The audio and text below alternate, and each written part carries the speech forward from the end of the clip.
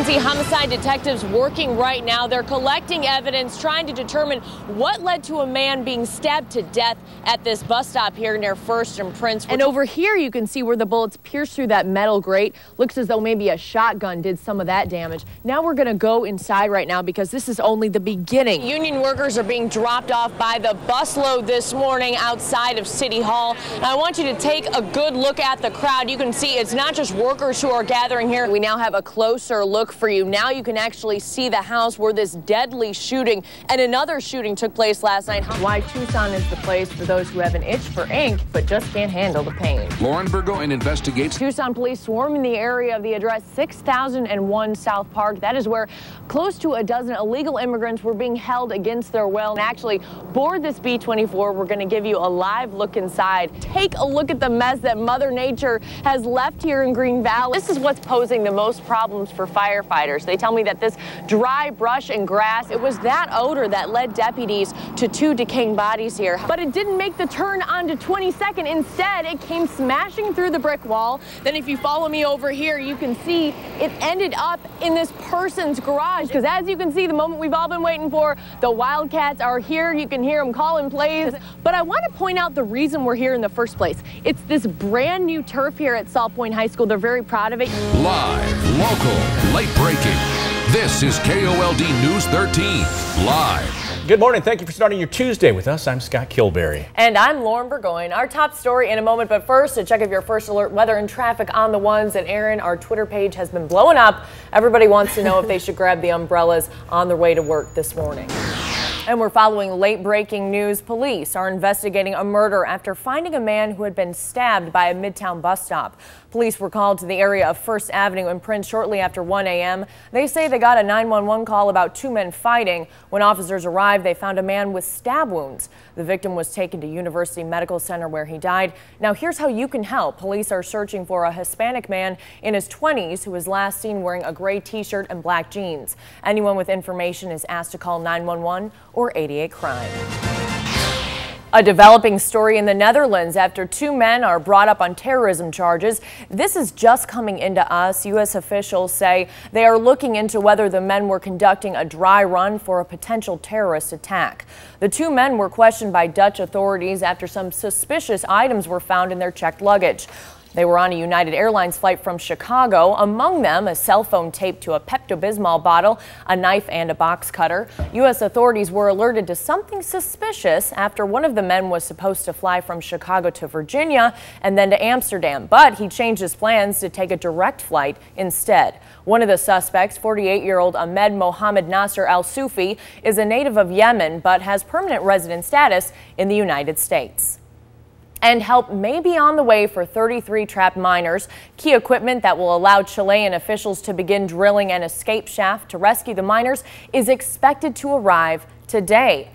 The effort to drill through more than 2,300 feet could take 3 to 4 months. So far, doctors say the men are in good health, but have told them to move to a new location deeper in the tunnel to try to reduce exposure to humidity that could cause disease or fungus. The miners have been stuck in the mine since an August 5th cave-in and are surviving on supplies funneled to them from above ground through 3 bore holes. I couldn't even imagine what must be going through their minds down there. I guess they had an opportunity to record some messages and send them to their family and loved ones. And they said for the most part they've been upbeat, but as you can imagine, some have been pretty emotional. Yeah, so I guess everybody is crossing their fingers today. And a developing story in Flagstaff where the community is divided over the contentious issue of snowmaking. Hundreds filled the city council chambers last night as city officials voted to put off a vote for now. So what's causing this debate? The city's contract with the Arizona Snow Bowl to the ski resort for snowmaking. The options before the council were to swap the treated wastewater for drinking quality water, use a combination of the two, or leave the contract as is. More than a dozen tribes had fought the plan to spray artificial snow on the San Francisco Peaks, a mountain that they consider sacred. And new this morning, Hollywood is finishing its summer with record revenue, but the story has a twist. That's because actual movie attendance is at its lowest level in several years. Revenue from the first weekend in May through the upcoming Labor Day weekend should come in at nearly $4.4 billion, according to Hollywood.com, that is. That's $100 million more than the record set last year, but the actual number of tickets sold during the summer season is expected to come in at 552 million. That's the lowest since 563 million tickets were sold back in summer of 2005. Industry watchers say the surge in 3D screenings that cost a few dollars more than regular movie admissions has caused the trend.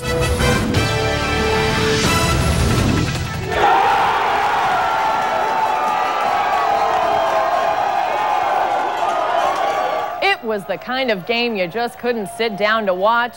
Fans cheering on the U.S. underdogs all over Tucson today as they took on the last African team standing, Ghana. The chance to make history was theirs as the U.S. faced off against the team that got them booted back in 2006. Good evening, I'm Lauren Burgoyne. Let's get right to the pitch. Ghana gave the U.S. something to cry about right out of the gate. Now, I want you to look at the clock right now. We're not even 5 minutes in, and Ghana scores. And this is really how the game will follow. Check it out. Bill Clinton and Mick Jagger in the crowd, hoping the U.S. can turn things around. And in the 35th minute, it looks as though they might. But Robbie Finlay's strike is stopped by Ghana goalkeeper Richard Kingston. Bob Bradley not looking happy about that one. But the big penalty at the 61st minute, Jonathan Mensah takes down Clint Dempsey, and he earns a yellow card. Landon Donovan, however, earns the gold star with the penalty shot. The U.S. gains momentum, but it's not enough to take down Ghana's stride. Ghana sinks it in again into the magic net and earns a 2-1 lead. That's where the scoreboard will stay. U.S. fans and the team leaving with their heads down as Ghana goes on to the next round.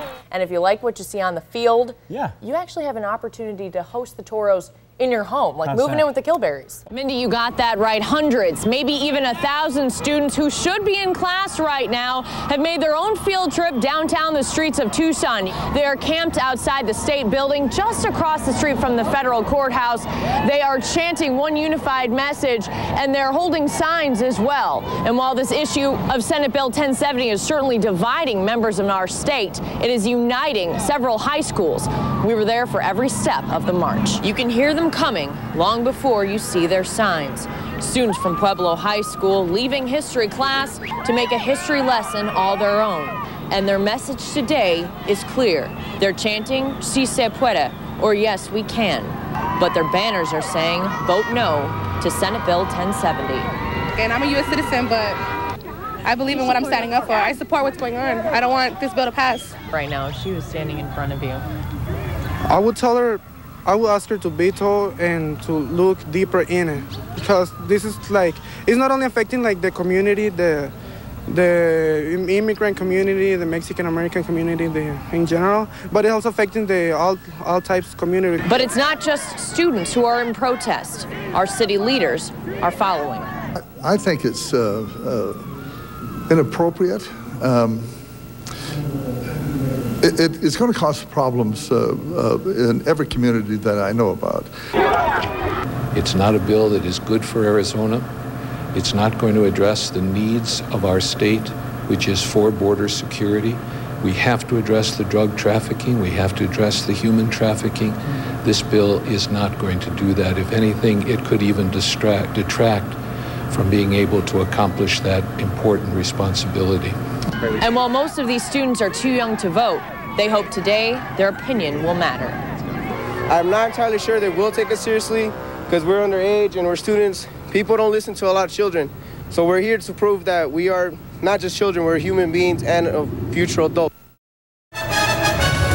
It was supposed to be home sweet home for this newly married couple. You see how it's bendy and wavy? Or over here in the entryway?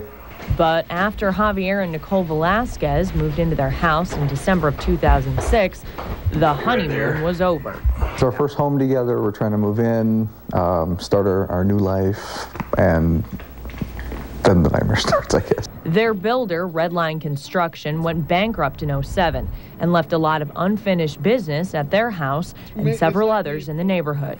We have plumbing that doesn't work, no pressure regulator on the house, a shower that just didn't work at all. So we had to get that fixed right away. Some of our roofing material is the wrong material, so it's bent and warped. But the view from outside isn't any prettier. The exterior wall was built in the wrong place. Even the mailbox was constructed incorrectly. And perhaps one of the largest errors is one you can't even see. There's supposed to be a crawl space in this garage, but added on to the list of things that just weren't added to the house. So Javier filed a claim with the Residential Contractors Recovery Fund in February of 2008 for the maximum amount, $30,000. A restitution fund for homeowners who have been ripped off by contractors, either by being abandoned by a contractor or doing faulty work. Registered contractors contribute to the fund like an insurance plan, but getting paid is a lengthy process involving multiple home inspections and a court hearing for the contractor in question. The Velasquez's claim went through, but now they're waiting in line to get paid like hundreds of others. And now the director of the ROC is worried the fund will run out. Important to note also is that we receive no tax dollars whatsoever. It's totally funded by fees from contractors, but the legislature, starting in last September, has swept millions of dollars from the fund. From September of 2008 to September of 2009, Arizona legislators took more than $8 million from the $12 million fund. Now there's a little more than $1 million left. We've paid historically, we pay between $400,000 and $500,000 per month. So you do the math, we're going to run out of money in 3 months. So where did the money go? We tracked down Dean Martin, the state treasurer, to find out.